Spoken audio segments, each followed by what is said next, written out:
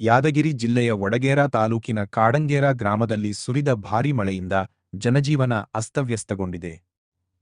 ನಿರಂತರ ಮಳೆಯ ಪರಿಣಾಮ ಗ್ರಾಮದ ಹಲವು ರಸ್ತೆಗಳು ಸಂಪೂರ್ಣ ಜಲಾವೃತಗೊಂಡಿದ್ದು, ಗ್ರಾಮಸ್ಥರು ಸಂಚಾರಕ್ಕೆ ಪರದಾಡುವಂತಾಗಿದೆ.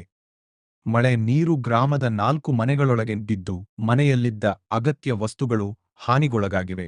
ನೀರು ಮನೆಗಳಿಗೆ ನುಗ್ಗಿದ ಪರಿಣಾಮ ಕುಟುಂಬಗಳು ಆತಂಕದಲ್ಲಿ ಕಾಲ ಕಳೆಯುವಂತಾಗಿದೆ. ಕೆಲಸ ಕಾರ್ಯಗಳಿಗೆ ತೆರಳಬೇಕಾದ ಜನರು ನೀರು ತುಂಬಿದ ರಸ್ತೆಗಳಲ್ಲಿ ಸಂಚರಿಸಲು ಹರಸಾಹಸ ಪಡುತ್ತಿದ್ದಾರೆ. ಮಳೆ ಅವಾಂತರದಿಂದ ಗ್ರಾಮಸ್ಥರು ಸಂಕಷ್ಟಕ್ಕೆ ಸಿಲುಕಿದ್ದು, ಅಧಿಕಾರಿಗಳು ತಕ್ಷಣ ಭೇಟಿ ನೀಡಿ ಅಗತ್ಯ ಪರಿಹಾರ ಹಾಗೂ ಮುಂಜಾಗ್ರತಾ ಕ್ರಮ ಕೈಗೊಳ್ಳಬೇಕೆಂದು ಗ್ರಾಮಸ್ಥರು ಆಗ್ರಹಿಸಿದ್ದಾರೆ.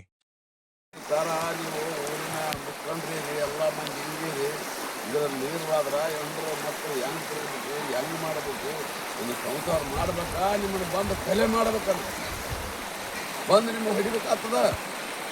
ಹುಡುಕಾಡಿ ತ್ರಾಸ ಹೆಚ್ಚಿಗಾಯ್ತು.